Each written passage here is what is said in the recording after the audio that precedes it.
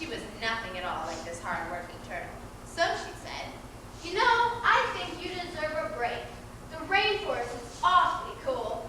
Why don't you take a walk with me, and when we get back, I'll help you finish collecting these vegetables." That's a great idea, Nancy. Thank you. With that, the two of them went walking. Walking. Down the path and into the cool rainforest. Anansi suddenly stopped and pointed to something that caught her eye. Wow, that's a strange moss-covered rock. Down fell Turtle, fast asleep. Anansi raced her way back to Turtle's home and stole all the vegetables that had been collected. Ugh, this plan worked better than I could have hoped. An hour later, Turtle woke up. Not knowing what had happened, she ventured home to find that all the vegetables she worked so hard picking had disappeared. What is going on here? So, pleased with herself, Anansi decided to play this trick on Elephant. Now, Elephant was near her home, picking bananas off of tall banana trees. Again, Anansi was much too lazy to pick bananas herself. So instead, she said, "Hello, Elephant. Busy working hard?" Ah, yes, Nancy. It's so hot out here, though. I don't know how much longer I'll be keeping this up. Elephant, I just came from the rainforest, and it is so nice and cool there. Why don't you take a walk with me, and when we get back, I'll help you finish collecting these wonderful bananas. Sounds fantastic. You're a good friend, Nancy. with that, the two of them went walking. Walking. Down the path and into the cool rainforest.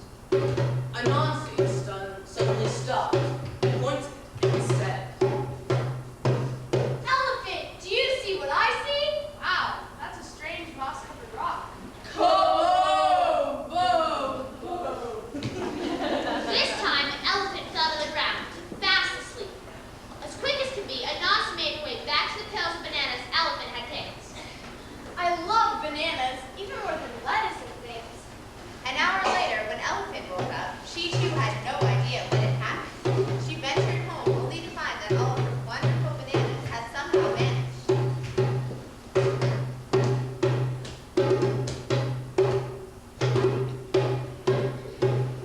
What is going on here?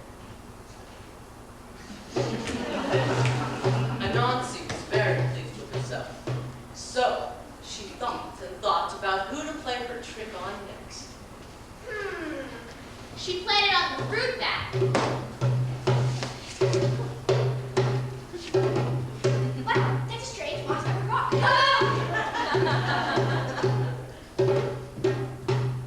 She played it on the snake.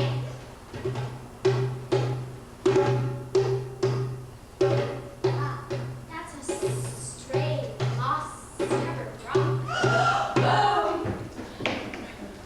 Anansi thought that she would never have to lift a finger again. But little did she know, someone had been watching her and was onto her thing. Little Spotted Deer had seen what had been going on, and she had a plan of her own. We'll teach this trickster a lesson. Wait and see.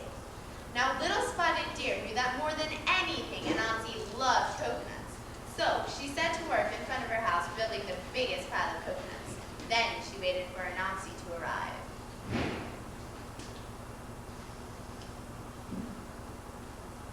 Little Spotted Deer, that is one delicious-looking pile of coconuts you have there. Well, thank you, Nancy. I worked so hard all morning. Now I'm so hunted. I don't know what to do. Really? I have a great idea. Why don't you take a walk with me in the cool rainforest? When we get back, you're sure to be ready for a coconut snack. That's a good idea, Nancy. Let's do that. With that, the two of them went walking. Walking.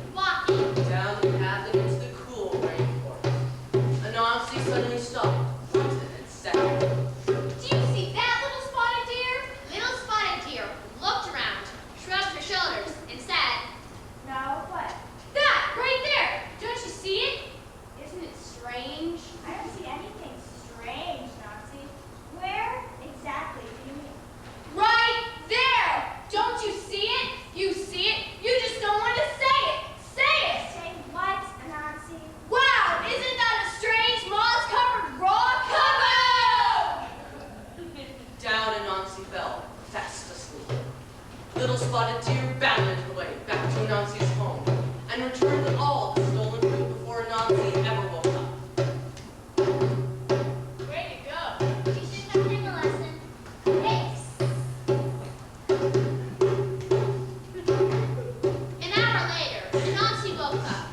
Not knowing what had happened, she went home to find that all the food she had stolen had disappeared. But if you thought Anansi learned her lesson, You're wrong. she is still playing tricks to this very day. The end.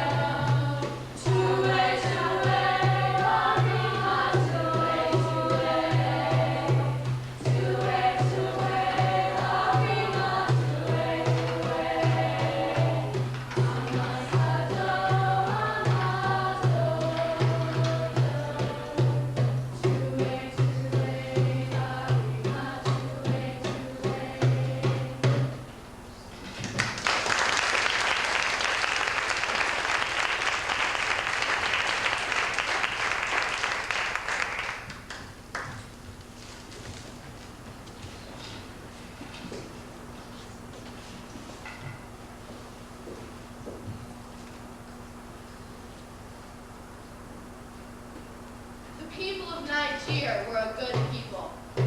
They worked in peace with the land. They worked in peace with one another. They were.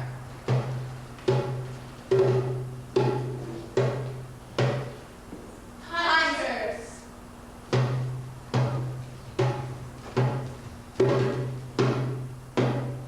Farmers.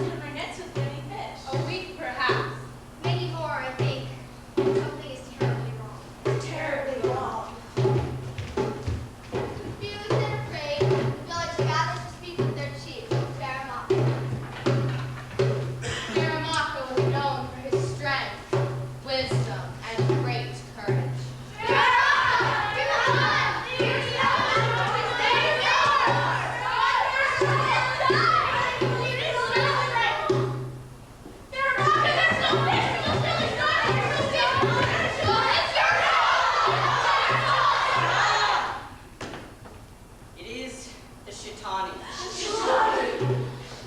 Everyone had heard the stories of the Shitani.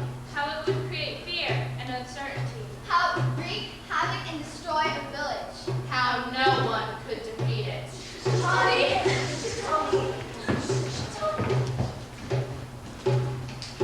I will go into the forest.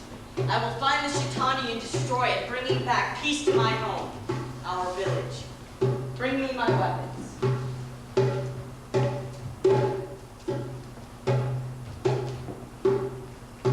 So Perry-Mansfield set off into the forest that was once his friend. The forest that he once knew better than any living creature. But the forest had somehow changed. He felt lost and afraid.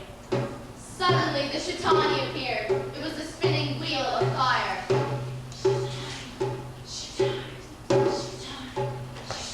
Leave this place or I'll destroy you. Perry-Mansfield took his bow and arrows and fired them at the Shitani.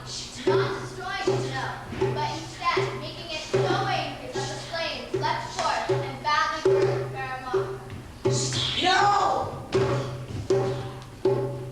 Near death, he made his way back to his village.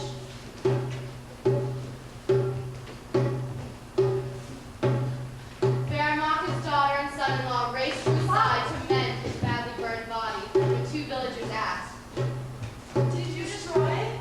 No man can destroy the Shitani. Days passed. Perry-Mansfield was healing slowly. but the Shitani was still amongst them. I will go into the forest. I will find the Shitani and destroy it, bringing peace to my land, our village.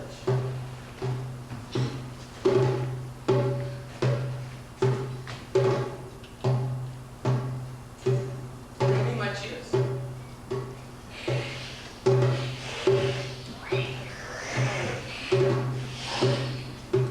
And so, with three great cheetahs on heavy chains, the great hunter searched for the Shitani. Again, it was a spinning wheel of fire.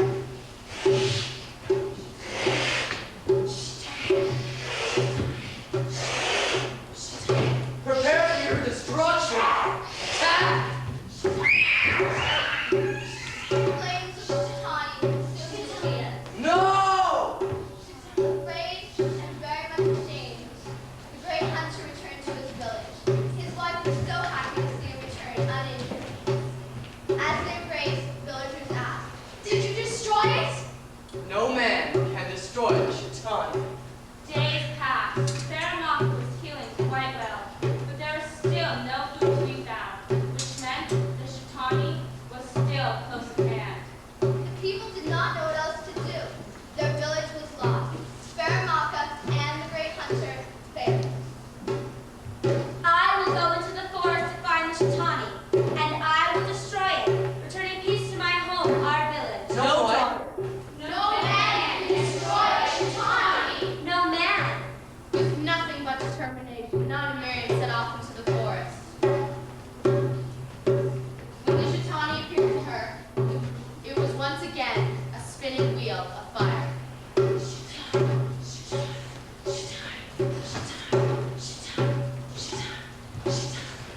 I call my sister Rain. The rain fell hard upon the forest. She was explaining to Shitani in a pile of ashes.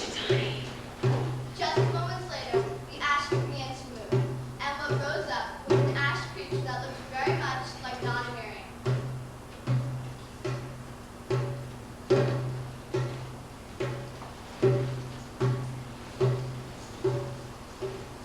Why are you fighting? Fighting me. Join me. We have power together. Why are you fighting me? Join me. We can have power.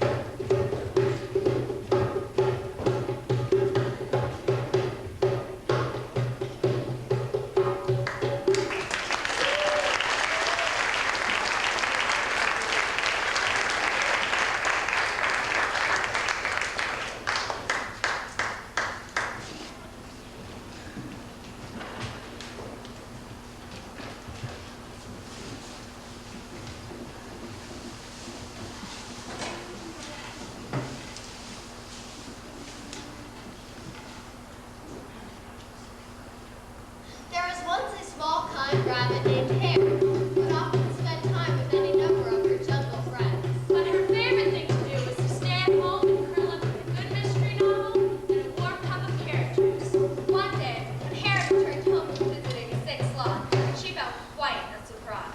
Surprise! Not that kind of surprise. Oh. Do not come one step closer, Rabbit. But this is my house. Not anymore, Rabbit. Now get lost. I'm in the middle of a good book. I said beat it, Rabbit. My name is Hare, and that's my book you're reading in my house you're sitting in. Was, Rabbit. Just like it was your warm cup of carrots you started drinking. Now for the last time, beat it. You don't want to mess with me. I am so strong I can crush boulders. I am so powerful I can stomp rhinos into dust. I am so fierce I can reduce lions to puddles of tears. You don't want to see what I can do to a little rabbit like you. Poor little rabbit. Hare! Poor little Hare hardly slunk away, not knowing what to do. She wandered homeless and hopeless until she came upon a rhinoceros.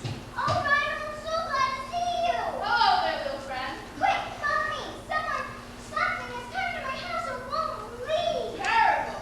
The pair hurried off. As fast as they could, and back to Hare's house. Back again, Rabbit. Yes, and this time I've got reinforcements. That's right. You, sir, get out of Rabbit Hare's house immediately. How dare you talk to me like that, you small and unimportant thing? Well, Tell him, you get out of my house. I am not going anywhere. I am so strong I can crush boulders. I am so powerful I can stomp rhinos into dust. I am so fierce I can reduce lions to puddles of tears. I'm so out of here.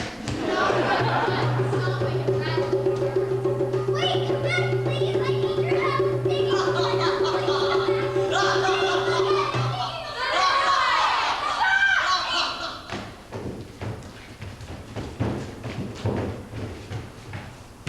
Ha! Good one! You tell him, Your Majesty! Ha! That's Roar! Hare! What is going on here? For such a little thing, you're disturbing the entire jungle. I must say that with all things going on, I'm embarrassed how self-involved you're being. It's almost a humiliation. Enough! You are giving me a royal headache and keeping me from the best part of the book. I'm just about to find out who's done it. Don't tell me. Now see here, boys, you are hereby ordered by the Queen of this jungle to vacate this premise. You are under violation of Jungle Law 45, Article 7, which clearly states Silence! Obviously, you do not know who I am or what I am capable of. I am so strong I can crush boulders. I am so powerful I can stomp rhinos into dust. I am so fierce I can reduce lions to puddles of tears. Her Majesty pondered these things for a while Less than 1 second. and said, Hare, I'm terribly sorry, but I just remembered a very important meeting I must get to. Don't worry, though. I will send over members of the Royal Army. Eventually. Her Majesty then began hastily retreat. Very hasty. And poor Hare fell into a fit of despair.